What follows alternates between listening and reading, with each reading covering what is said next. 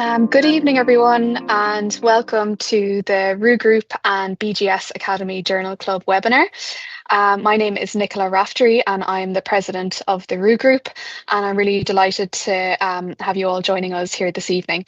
So tonight's webinar forms part of Roux Group's strategic partnership with the BJS Academy, which really reflects our shared commitment to surgical education, research and high quality academic discussion. We're extremely grateful to the BJS Academy and the partnership we've developed over the past few months, and we're really excited to develop this relationship into the future as well, hopefully creating more opportunities for upper GI trainees. This relationship with the BJS Academy has real benefits for Roux Group members. And for example, this year's Roux Congress abstract submissions were recently all published in a BJS supplement, which is a really great asset to our Roux members. And this will be something that we replicate this year with Roux Congress. So with regards to Roux Group, for anyone who doesn't know, we are an upper GI trainee organisation that represents upper GI trainees across the UK and Ireland. And we span the entire width of upper GI surgery, and we perform basically educational events, and we host a congress every year, and we host courses at the annual August ASM also. So there's lots of opportunity to get involved with Roux Group if you would like to, and please don't hesitate to reach out to any one of us on the committee after this if you'd like more information. So with regards to tonight's event, we have two excellent papers to discuss this evening, covering esophagogastric and HPB surgery.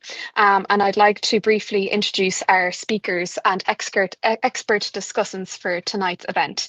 So firstly, we have Hollie Clements, who is an ST4 upper GI trainee in Dundee.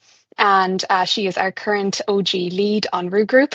And discussing with her, we have Miss Jessie Elliott, who's a consultant upper GI surgeon in Trinity St. James's Cancer Institute, and she's a PI for the Sarong 2 International Randomized Control Trial. So we're delighted to have you here this evening. So thank you, Miss Elliott. Following that, we have Mr. Kareem Elsamani, who is an ST5 in transplant and HPB surgery in Oxford University Hospital. And he is our current HPB lead for Roux Group. And discussing with him, we have Mr. Keaton Jones, who I have to give a very special thank you to joining us this evening last minute, as our other speaker unfortunately had to drop out last minute. So thank you very much, Keaton Jones. He is a HPB and pancreatic consultant surgeon in Oxford University Hospitals also.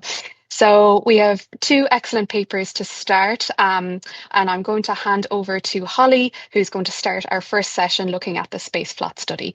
I'll also just say, if there's questions at any point, please put them into the chat and we will get to them after the presentation. So thanks, Hollie. Thanks, Nicola. Is that showing the presentation? Yeah. Perfect. So thanks for the introduction. My role tonight is to give a very brief overview, first off, of a study that was published in BJS in 2024. 2025, and it's a large international study looking at, for anyone who's ever sort of treated gastro-oesophageal malignancy in the last few years, they'll know that FLOT chemotherapy is what we use. So let's make a start. So this study looked at pathological response to FLOT and how that may or may not guide adjuvant treatment in patients who've undergone surgery for gastro-oesophageal cancer. So the population were patients with non-metastatic adenocarcinoma of the stomach or esophagus or anywhere in between, who were undergoing perioperative chemotherapy with curative intent, and that is called FLOT chemotherapy. It's 5-FU, leucovorin, oxaliplatin, and docetaxel. And they, in this study, were planned for 4 cycles preoperatively of neoadjuvant FLOT, and then 4 cycles postoperatively. There were 1,887 patients who were included from 43 hospitals in 12 countries, and this was over about a 5-year time period. And the reason this study was done is because essentially, even in trials, less than 50% of patients complete the post-operative FLOT cycles. And that's for various reasons. It might be toxicity, post-operative surgical complications, or other reasons, such as the patient just decides not to have the post-operative component. And this study aimed to examine whether pathological response to neoadjuvant FLOT can guide its adjuvant use.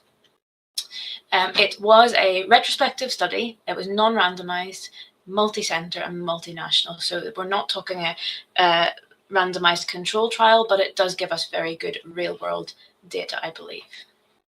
The intervention, so all patients had neoadjuvant FLOT and then underwent surgery and pathological response assessment at their treating site.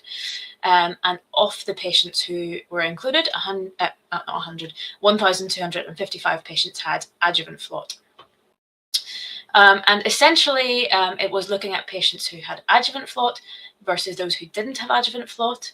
And then the pathological response was trichotomized into minimal responders, partial responders, and complete responders. And it gets a little bit tricky when you're recruiting from 43 different centers with different systems, but I think they've done this fairly well. So there were 7 different systems used to grade tumor regression. Mandard was the most common one, and certainly what I'm familiar with. And this kind of responded, if you're familiar with Mandard, to minimal responders were Mandard 5, partial, broad group from 2 to 4, and then complete Mandard 1. And importantly, I think to mention that it was only primary tumor that was assessed, not lymph node response. And this is kind of the schema of the trial, the study. So 2,500 assessed, and then we had various reasons for exclusion, mainly non-FLOT chemotherapy as the reason people didn't get included. And then we have how things kind of went from the 1,887, so 459 with minimal response, most patients having partial response, and then a smaller number with complete pathological response. And then it sort of splits into those who got adjuvant and those who didn't get adjuvant. So the survival outcomes were compared in each group. So essentially the 3 groups: minimal response, partial response, and complete response for those who had adjuvant and those who had no adjuvant FLOT. The primary endpoint was 2-year disease-free survival, and importantly, secondary endpoints were overall survival, sites of treatment failure, completion rates of neoadjuvant and adjuvant therapy, and the reasons for not starting or completing therapy. The median follow-up time was 25.5 months. So there was some sort of basic statistics, and then as a sort of validation, they used multivariate Cox proportional hazards to adjust for baseline characteristics, and then re-analyze survival, and then they also propensity score matched. So let's look at the minimal responders. So in minimal responders, of which 24% of patients were, so that is people with basically very little response in their tumor, there was no difference in survival, disease-free survival, between those who received and did not receive adjuvant FLOT. So 55 versus 55% essentially. And that was still the case after propensity score matched analysis. And also no difference in overall survival. There was on a sort of low rank survival analysis, but once that was adjusted for baseline characteristics and matched, there was no difference. And partial responders, so this is the majority of patients, 64%. There was a 2-year disease-free survival difference, so 74.5 versus 61%, 62% almost. And this was upheld in the propensity score matched analysis. There was a difference in overall survival, and of note, there was significantly higher risk of peritoneal, nodal, bone, CNS, and chest wall recurrence in those who didn't get adjuvant FLOT. And this is just the survival curve. So E is the disease-free survival, and then F is the overall survival. And you can see that there is a difference sustained until 5 years. And then looking at the 11.7% of patients who were complete responders in the primary tumour. So in those who did and did not receive adjuvant FLOT, there was no difference in disease-free survival nor overall survival. And you can see the numbers there. So the study concludes that pathological response to neoadjuvant FLOT correlates with the efficacy of adjuvant FLOT, and that these findings suggest that pathological tumour response to neoadjuvant FLOT may guide the use of adjuvant FLOT and help inform future studies to personalise post-operative therapy. So I guess my question to start off the discussion with Ms. Elliott would be, is this a practice guiding rather than a practice changing study? And with that, I will stop my presentation and we can discuss. Thanks very much, Hollie, and thanks for taking us through that this study in great detail and very clearly. So it's extremely helpful. So I think first of all, I would say, kudos to the SPACE-FLOT team.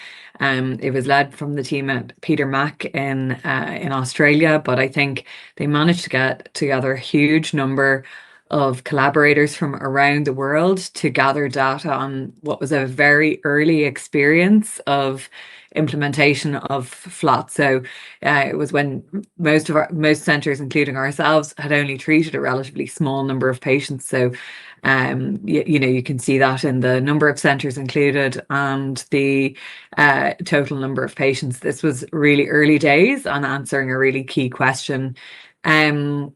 So practice changing or practice guiding, I think it's really difficult to say to somebody who's had a complete pathological response to neoadjuvant FLOT, based on these data, that we're going to omit adjuvant FLOT if they're fit enough to have it. I think where these data would sit for me would be that if we have a patient who is TRG5, has no evidence of response whatsoever, or a patient who's had a complete pathologic response, and we're seeing them in the clinic and they have a significantly impaired performance status, or they find their neoadjuvant therapy very difficult, that we can have an evidence-based discussion with the patient to say, well, actually, the evidence is not so strong that more chemotherapy will be helpful for you.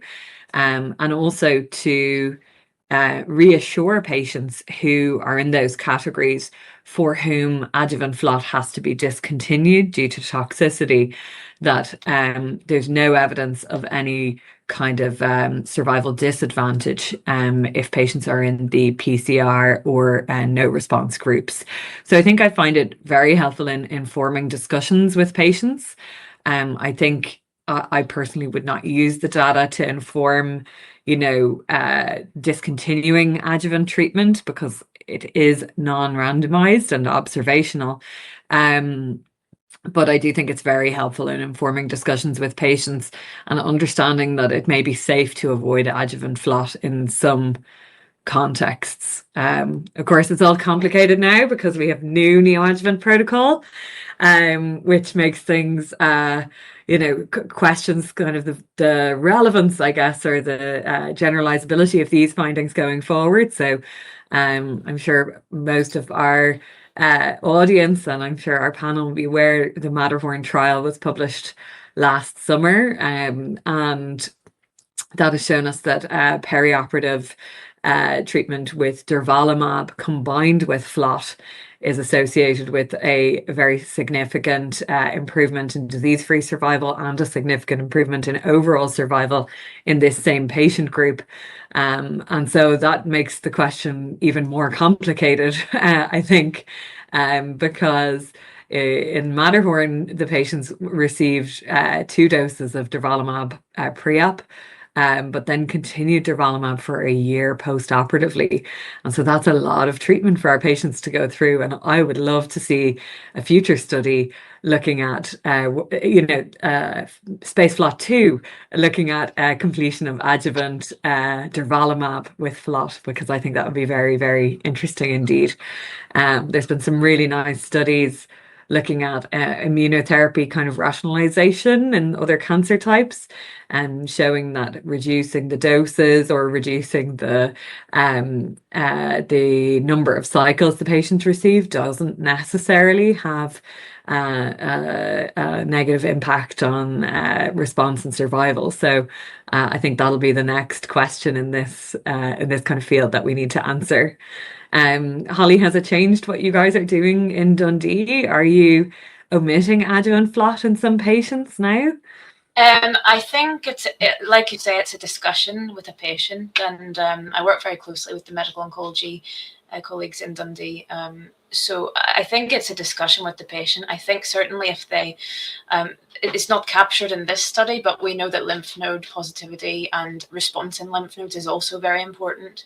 And they have sort of done a supplementary forest plot with, which isn't hard to kind of be taken as a conclusion. But if, if people have positive lymph nodes, that adjuvant FLOT is beneficial for them. And I think it's a discussion with a patient. I think if a patient is fit and they got through their surgery and they didn't have much toxicity, it's hard to justify not giving in, like you say, complete responders, and even I would argue in non-responders. But I think for some patients who are a bit borderline and who may have other treatment options if and when they recur with TRG5, it allows us to be more nuanced with them. Yeah. And I suppose that's the other big question, is like other treatment options. So like particularly that TRG5 group, I think we're kind of limited in what we have to offer that group. The Vestige data is really relevant here. So many of you will have seen the Vestige study, which looked at patients who were at high risk of recurrence after surgery. So they were node positive or they had a positive margin, giving Nivo-Ipi instead of giving adjuvant chemotherapy. So like for those TRG5 patients, should we just swap to something else? And actually what that showed is that something else is worse than chemo. So Vestige study tells us that giving, say, dual immune checkpoint inhibitors is actually not going to salvage those patients. So I think those patients with a poor response, we need more studies looking at how we can, explore alternative treatment strategies for that group. Because you can see the survival curves for that group of patients that are TRG5 is really, really poor. And we know that trying to salvage with immune checkpoint inhibitors was not successful in Vestige. So we definitely need more studies to try and predict that group who have poor response and then try and switch them to something else. So, and I guess that what I'm thinking then, Hollie, is like, would more chemo help, or, is TNT the answer? Or is it a situation where, we need to think about bringing the drugs that we're currently using in the advanced metastatic setting into the neoadjuvant setting to try and improve our response rates in those TRG5 patients? I think that's the question, isn't it? Because we can say, okay, they didn't respond, but currently we're putting it down to, well, it's bad biology and that's it. And that's the best we've got, in all honesty. But I would like to see, in future, that moving along and us having therapeutic options for these patients. Yeah. And I suppose, the other question that comes up is, so say you've got a patient who's TRG5 and, their performance status is not amazing. They've had a difficult time through their neoadjuvant and or their surgery. And you're looking at maybe no further treatment. Like, those patients are obviously at very high risk of recurrence. And what we would have traditionally done, certainly we did this a lot in our practice, would be say, okay, let's get a scan in 3 months. We'll do a scan in 3 months, and if there's a presence of a cancer recurrence or disease progression, we'll be able to start them on further treatment. We'll be able to put them on first-line systemic options for advanced metastatic disease and kind of salvage them in that way, have access to HER2-directed therapies and things like that. Actually, our recent data from the ENSURE study has shown that doing a very close follow-up in those patients actually didn't improve outcomes, particularly in the patient group that had very advanced disease or poor prognosis disease. On their histology, a symptomatic follow-up was actually just as effective or maybe even slightly better. Of course, that's non-randomized, and that's what we're going to be looking at in Sarong and Sarong 2. So Sarong 2 being the EU kind of partner study to Sarong, which is being led by Professor Shiraz Markar in Oxford. So Nicola, what's your kind of take on all of that? Should we be following these patients up very closely when they're at such high risk of recurrence to try and kind of salvage them quickly? And how does that affect the patient's experience? And do you think it'll improve their outcomes? Yeah, so we learned from Ensure that, as you said, there was no like overall survival benefit with I suppose more robust follow-up measures, but we did find that it actually increases health-related quality of life measures such as anxiety and around coming to the hospital for scans and things like that. So that's something that you have to bear in mind as well when you're designing surveillance strategies and things like that. And I think that's where Sarong is going to be really powerful in giving us a prospective RCT level data when it comes to that. So I think those results will be really, really, really, really key. But also, like on this whole discussion, I think as things evolve and we see the likes of liquid biopsy come into things and what is truly a complete response, if you're looking down at the minimal residual disease level, I think that will all be really interesting as well and will probably inform future trial design as well. So Yeah. it'll be really interesting to see how that unfolds as this discussion develops further.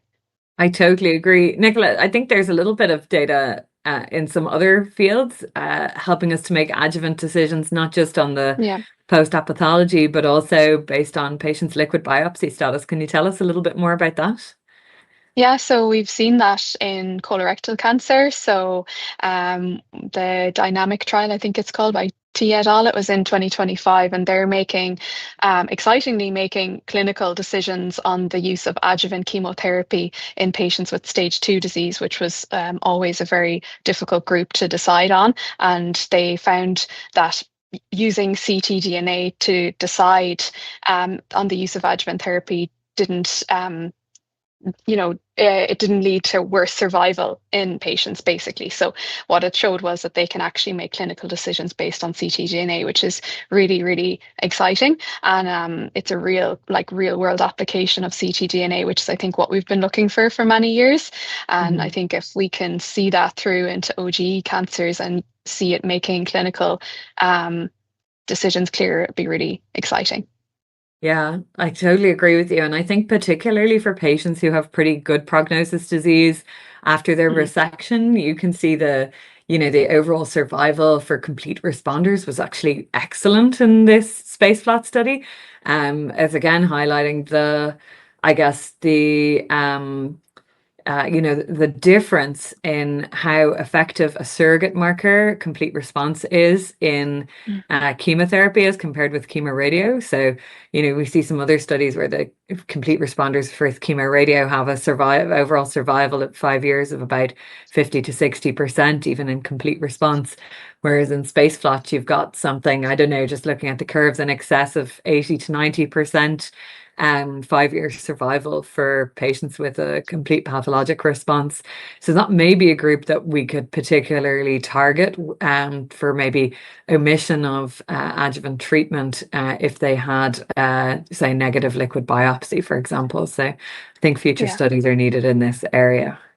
Yeah, I definitely think that complete responder group is the most interesting to look at ctDNA in, because within that group, there's definitely some that have ctDNA and some that don't, and how they differ would be so fascinating. Yeah, absolutely. Yeah, that's brilliant. If we could pick out those patients, those recurrence after complete response group, and try and modify their trajectory. So that's excellent. Yeah, I think the recurrence still happens, doesn't it? Even though it's 50%, it's not nothing. Well, even though it's 15%, it's not nothing. So. It's not nothing. Absolutely.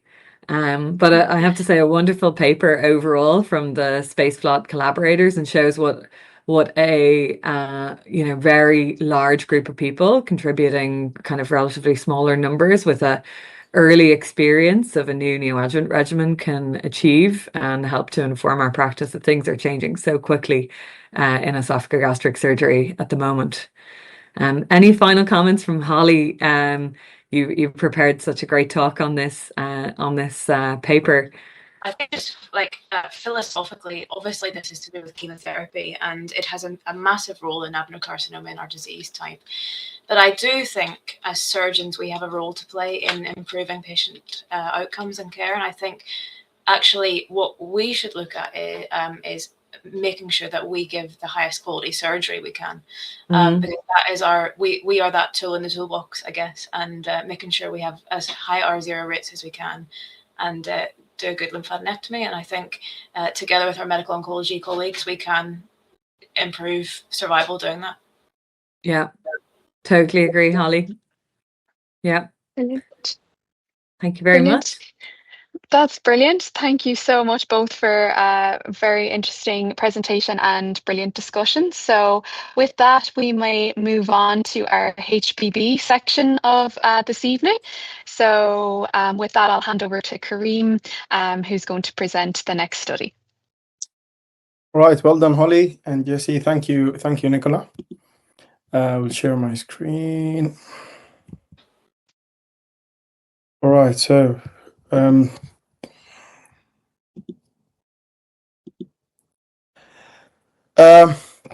I'll present to you today this paper on the importance of resection margin after resection of colorectal liver mets in the era of modern chemotherapy. This paper came out in 2024 by a Swedish group. I'll give a quick introduction here. There's colorectal cancer is the second cancer-related death in the Western world, and third of the cases present with colorectal liver mets, and surgical resection aiming at R0 still remains the gold standard treatment, and common practice currently is margins of around 10 millimeter, if no impact on future liver remnant volume, and this 10 millimeter usually is a gross margin sort of aim. The population on the study included 754 patients whom undergone liver resection for colorectal liver mets and resection of the primary colorectal cancer. The data was collected from the Swedish Cancer Registry, and the liver surgery were performed in 11 institutions around the country. The aim of the study was to evaluate whether a microscopic resection margin of less than 1 millimeter in the time of availability of modern systemic chemotherapy would impact overall survival. Basically, if the patient are going to have chemotherapy anyway, would an R0 resection be necessary, or would it be necessary to improve overall survival despite chemotherapy? The study design is a retrospective cohort, which was prospectively collected from the National Registry, and it's a multi-center study. Patients were collected over a period of 4 years and followed up for a median of 5.4 years. Original pathology reports and operative data were reviewed, and they excluded patients who had R2 resections, ablations of liver mets, and clear margin status, and where histopathology came back as non-colorectal liver mets tumor. Data included patient demographics, primary and metastatic tumor characteristic, chemotherapy, and perioperative data. This is a diagram of the selection process.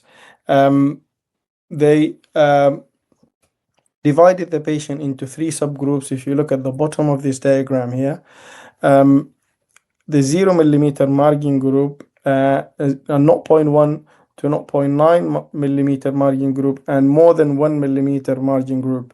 And if you notice here, the data, the patients are not equally distributed between these subgroups.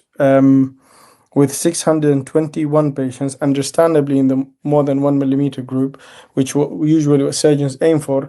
But the two other subgroups, the exposure groups, compared to control, they only constitute less than 18% of the entire cohort.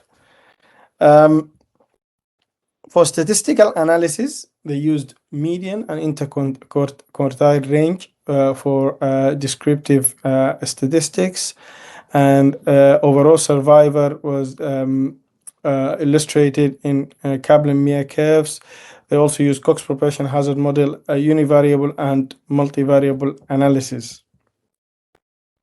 This is the Kaplan-Meier curve showing the survival probability in each subgroup with the resection margin. And you can see that the blue line demonstrates the 0 millimeter resection margin, and they had lower overall survival, and they had lower overall 5-year survival as well, and as well as higher event rate in terms of death. Compared to the green line, which is the 1 millimeter plus group. In the univariable analysis, the median overall survival of the entire cohort was 65 months. For individual subgroups, it was 42 months for the 0 millimeter group, and 48 months for the other narrow margin 0.1 to 0.9 millimeter group, and was 75 months for the 1 millimeter plus group. And this was statistically significant, and you can see here the 1 and 3 and 5 year survival rate between the two groups, which is reaching 56% in more than 1 millimeter group and as low as 32.8% in the 0 millimeter group. They then conducted a multivariable analysis to adjust for other clinically relevant prognostic factors and potential confounders, and they found that the resection margin hazard ratio is 1.41 in the 0 millimeter group and 1.39 in 0.1 to 0.9 millimeter group compared to the 1 millimeter plus group, and this is reduced slightly compared to the hazard ratio of these groups in the univariable model, which was 1.7 and 1.68 respectively. They've also done a sub-analysis for the resection margin in those who received neoadjuvant chemotherapy, and with the corresponding hazard ratios, as you can see. The other parts of the result, factors that were associated with poor overall survival were major surgery and major complication, and they define major surgeries any liver resection that involves more than 3 neighboring segments. They also tumor progress on chemotherapy was associated with poor overall survival. The primary tumor positive nodal status and primary tumor perineural and vascular invasion, but not the T stage, which was not correlated with overall survival, neither the major blood loss or the location of the primary tumor, whether it's right-sided or left colonic or rectal. The conclusion they drew from this study was a clear margin status of more than 1 millimeter or equal or more than 1 millimeter improves survival along with tumor biology, and must be achieved in patients who have received neoadjuvant chemotherapy or are going to receive adjuvant chemotherapy. To comment on the power calculation, the study had a total of 456 deaths at 5 years, 5.4 years, and this is the 456 from 754 total cohort. Only 68 patients in the 0 millimeter margin, as we discussed, and 65 patients in the other narrow margin, 0.1 to 0.9. And the calculated power based on this hazard ratio 1.41 is 56%, for the 0 millimeter group and 52% for the 0.1 to 0.9 millimeter group. In other words, if they wanted to detect that hazard ratio of 1.41, they needed a higher number. So they did not achieve a power of 80% based on these subgroup numbers. When you add up the total number of patients, the overall study power comes around 70%, but for the subgroup, it's quite underpowered.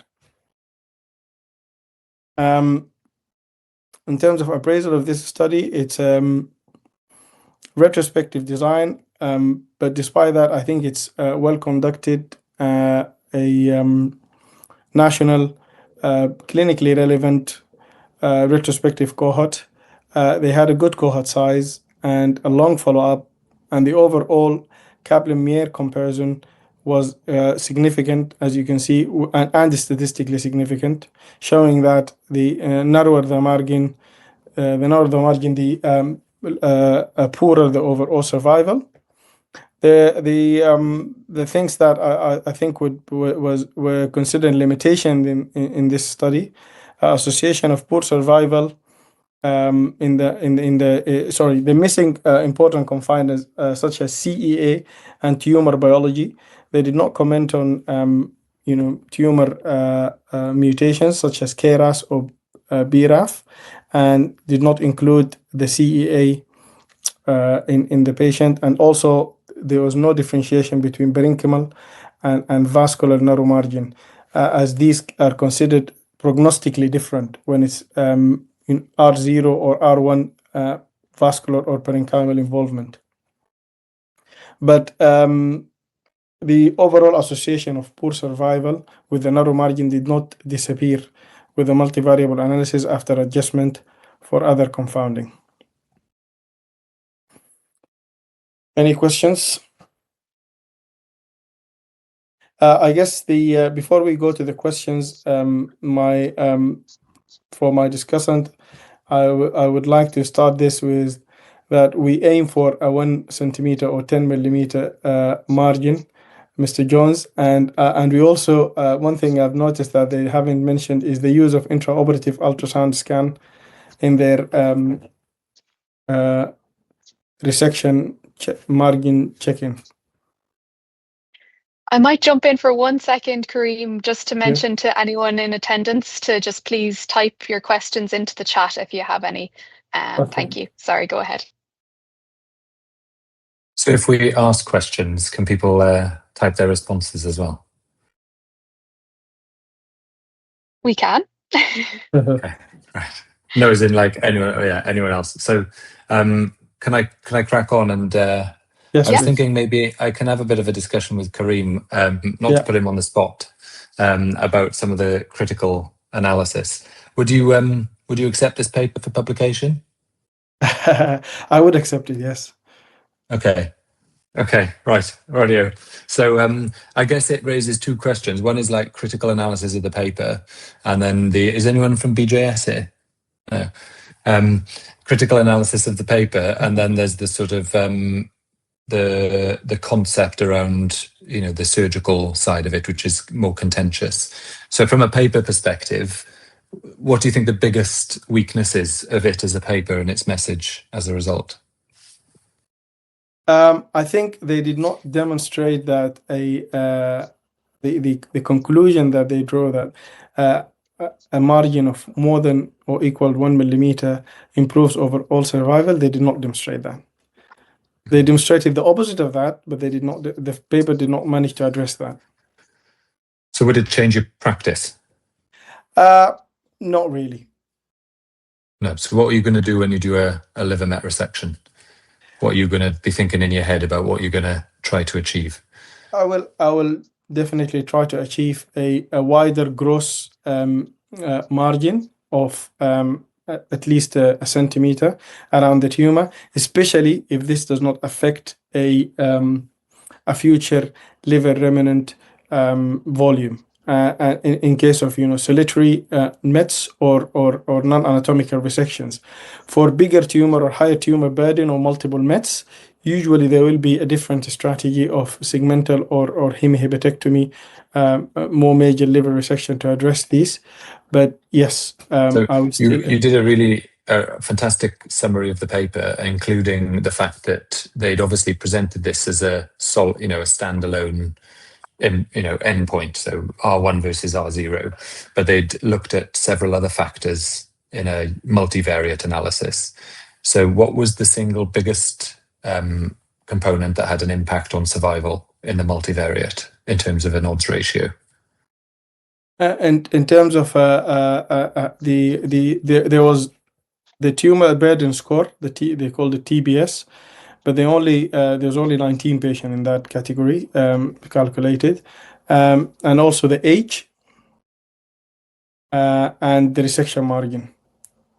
So the question is, if they've done a cohort study retrospective and done a multivariate analysis and found in excess of half a dozen things which have a significant impact on survival, and some of those have a greater impact than margin status, why write the paper about margin status?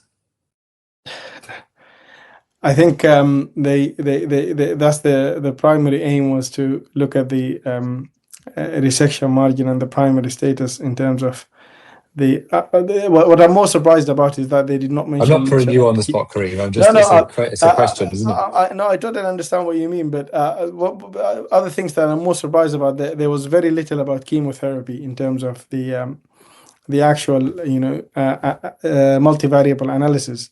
In terms of it was not clear whether it was how much received adjuvant and how many patients exactly progressed on the adjuvant chemotherapy. What's interesting is I think the biggest weakness is it's not propensity score matched. So it's a retrospective study and they could propensity score match, but it wasn't. Yep.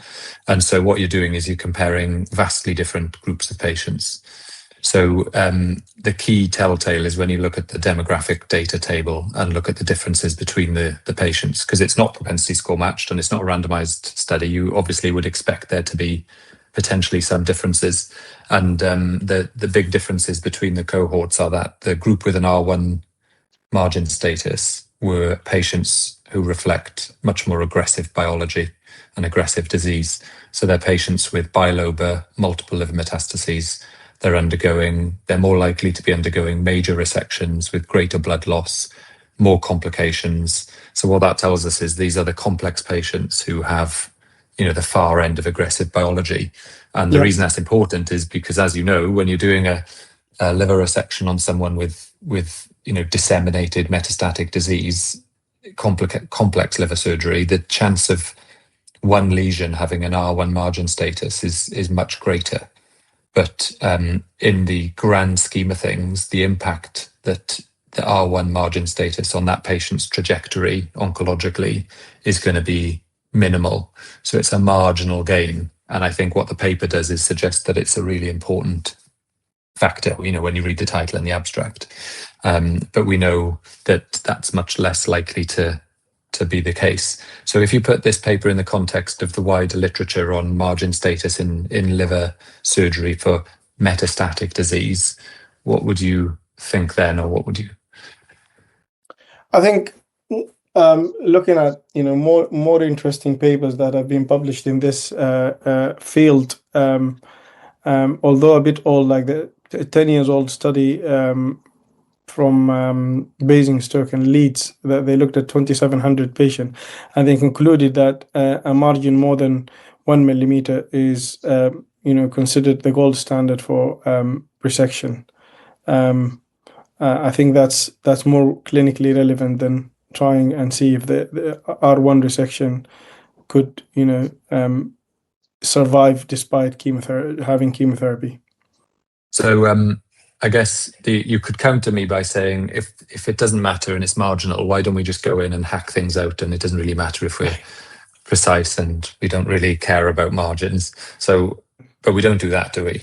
No, we don't do that. So I guess the more like philosophical argument is around surgery for metastatic disease, which for any cancer surgeon, GI cancer surgeon, we think about margins, nodal status, neoadjuvant chemo, Perineural invasion, vascular invasion, those kind of components. And we're always striving to achieve the best surgical outcome, textbook outcome. And, if you're going into an operation knowing that you're going to be doing an R2 resection, you're not doing the right thing. So, but the semantics, when you're talking about a metastatic operation, you're operating on patients with stage 4 disease.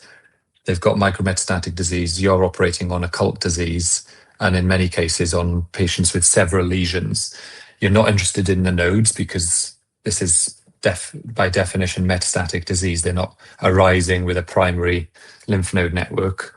And their perioperative chemotherapy has been targeting the primary lesion in most instances.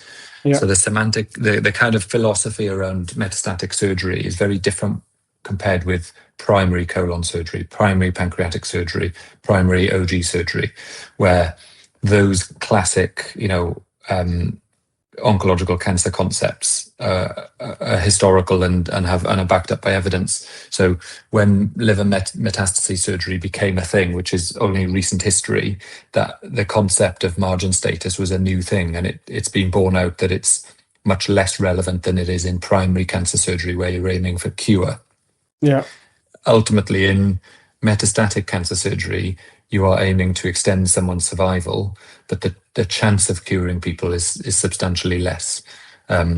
Although it's not bad, for colorectal. So the other things because I'm conscious of time, that I wrote down that would be interesting points to discuss would be something you brought up about, these are just very specific points, about vascular margin compared with parenchymal margin. Yeah. So, being recognized that parenchymal margins are something we would hope to avoid if we're doing good surgery, and vascular margins are something you might be willing to accept if you're resecting a met on the hepatic vein, one of 3, and you can take it off. Then histologically, that's a bit different to just chopping through the side of a tumor within the liver parenchyma.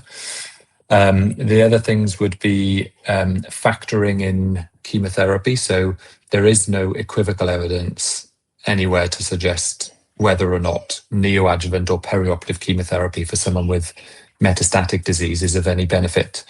Again, you can't call it neoadjuvant or adjuvant in a stage 4 setting. It's palliative chemotherapy. It's just, is it timed around a resection? And that's a controversial area. The other things really to think about would be thinking that it's aggressive biology patients who are more likely to end up with an R1 margin. As a surgeon, in a patient-specific context, when you are thinking about margin status, under what circumstances might you choose to accept a likely R1 margin intraoperatively?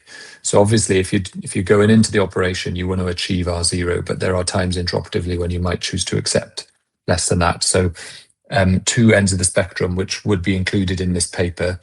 You've got a 50-year-old rectal cancer patient who's been treated, and 4 years later, he has a solitary resectable liver metastasis on the surface. And alternatively, you have a young patient who has locally advanced rectal cancer, has been treated with chemoradiotherapy, but they have multiple bilobal liver metastases, 12 lesions. One of them is on the caudate, it's next to the hilar inflow, and you're doing an extended resection and additional left-sided resections.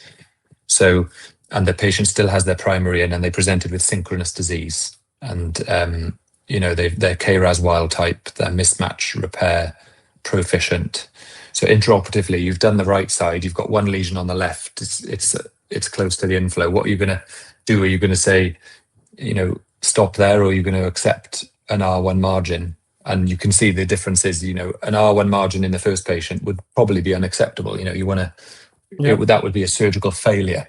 In the second patient, you're doing a debulking operation by that stage in a very, very, poor biology patient, where an R1 is unlikely to have a significant impact on their future recurrence. The final thing is that none of these studies, lots of the studies that look at R1, you're looking at overall survival, but what you're not looking at, what's the point of worrying about an R1? Really, it's about local recurrence, isn't it? Yeah. And these studies and lots of the even the better studies, better quality studies, aren't really looking at whether these patients died of margin recurrence from the resected liver metastases. It's usually they're dying of bad disease and metastatic recurrence with new liver lesions or extrahepatic disease.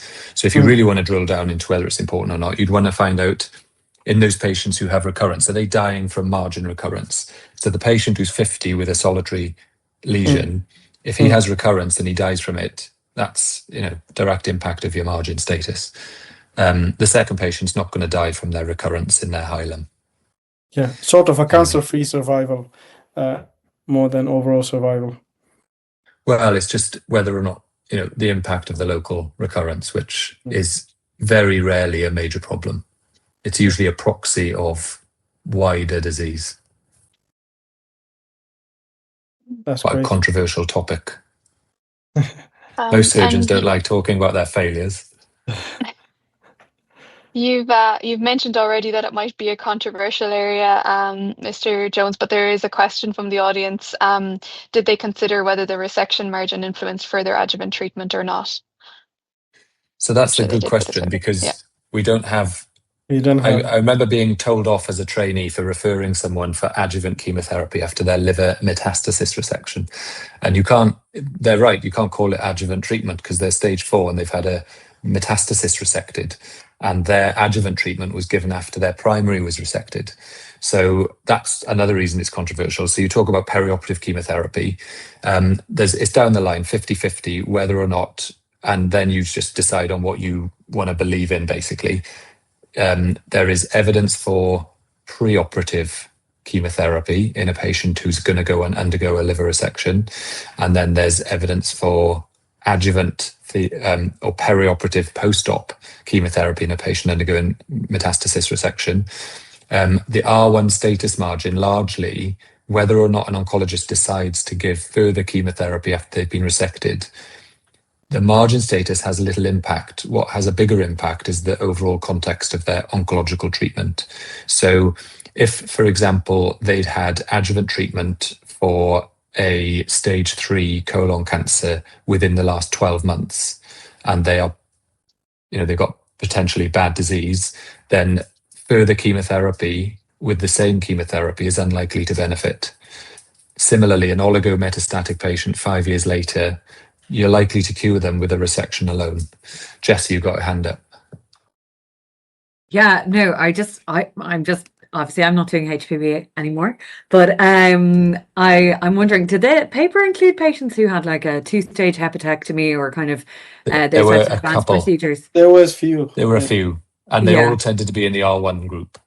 Yeah, and what about kind of did it include patients who had kind of a synchronous like wedge resection and an ablation of another lesion, like a combined procedure? And how was that looked at all? Intraoperative ablations and stuff. I don't think they stratified. They excluded ablations. That's what they stated in the paper. Yeah. Yeah. Interesting. Yeah. Sorry, it's been a while since I've been in a HPV post, but I always find the 2-stage resections very, very complex, and especially in the context of metastatic disease. I suppose the ablationists never get a margin. Yeah, exactly. And Keaton, what's the current recommendation for like ablation for colorectal liver mets? So is it less than 2 centimeters or?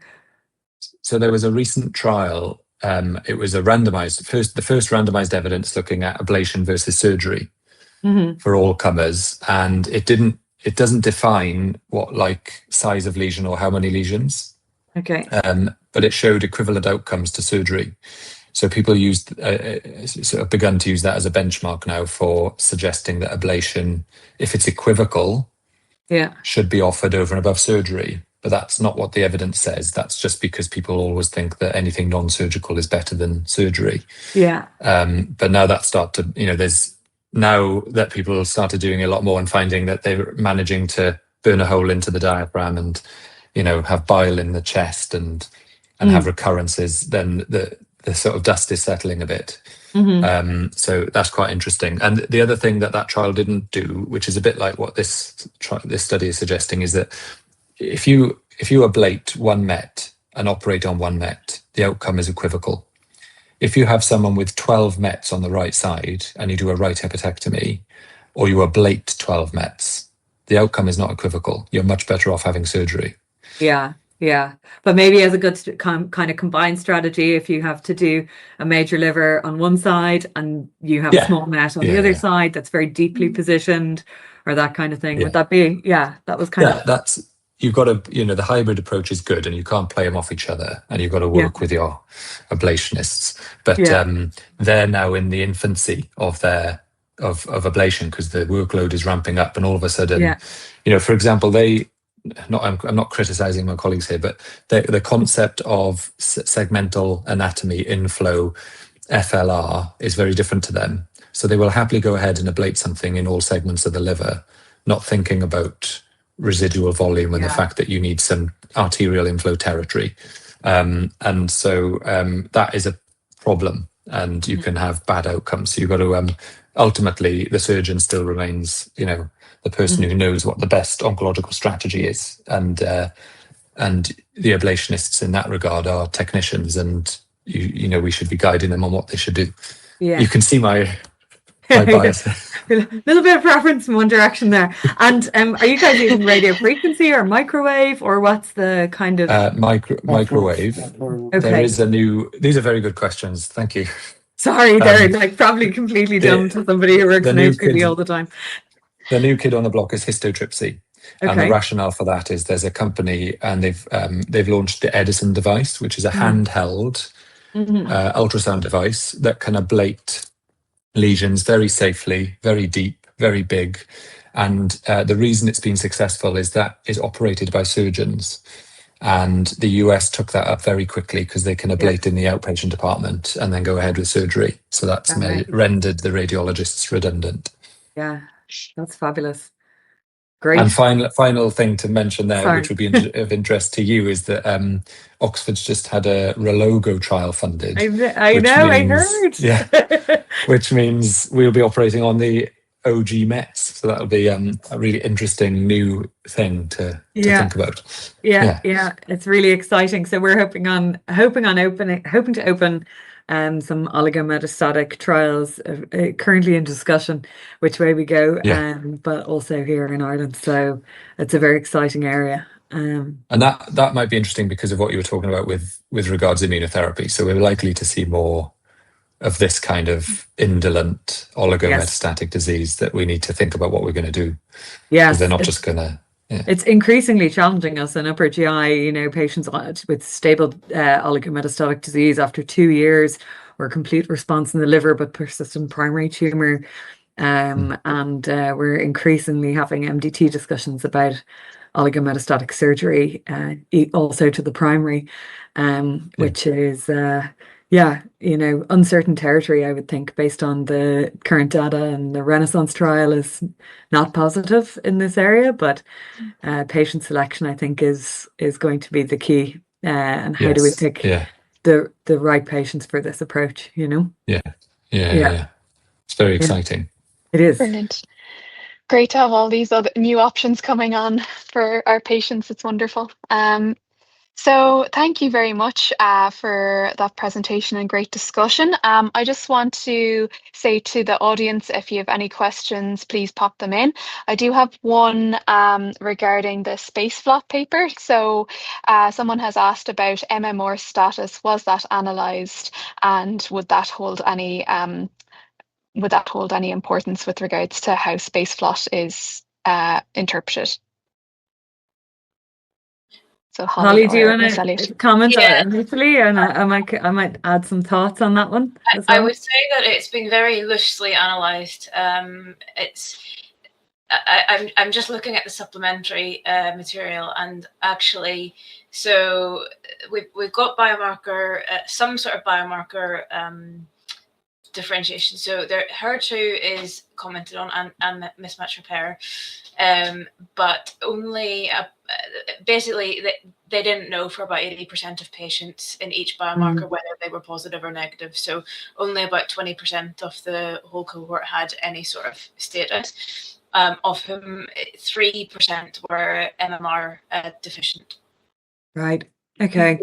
That's interesting because we would consider it to be standard of care to check MMR before starting 5FU based chemotherapy for all our patients. So we know that patients with deficient MMR or MSI high tumors respond really poorly to 5FU based chemotherapy and often don't have a great response to FLOT.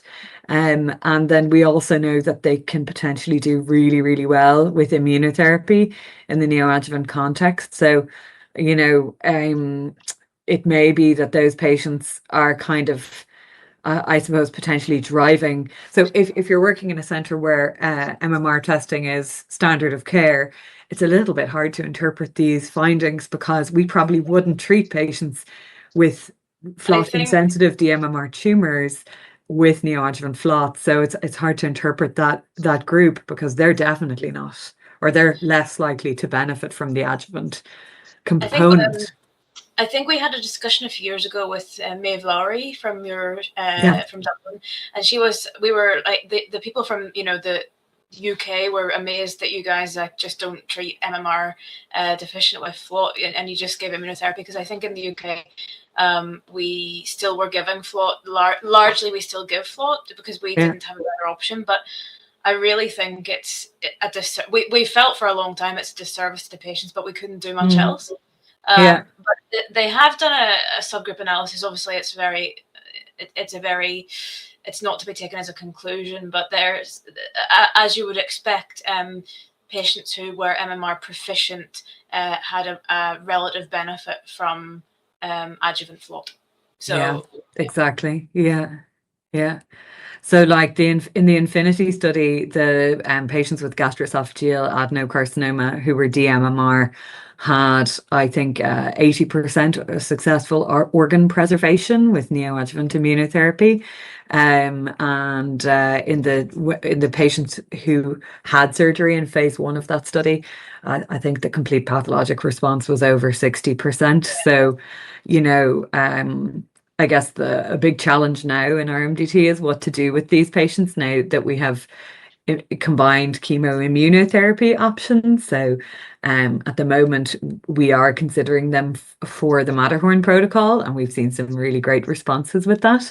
But the question whether single agent or dual immune checkpoint inhibitors would be as good or better with less toxicity remains unanswered, I'm now scraping the bottom of the barrel for plausible evidence, but there was a study, I think last year at ESMO, it was maybe ASCO, it was FLOT, and they looked at patients who were MMR deficient and giving them dual immunotherapy alongside FLOT.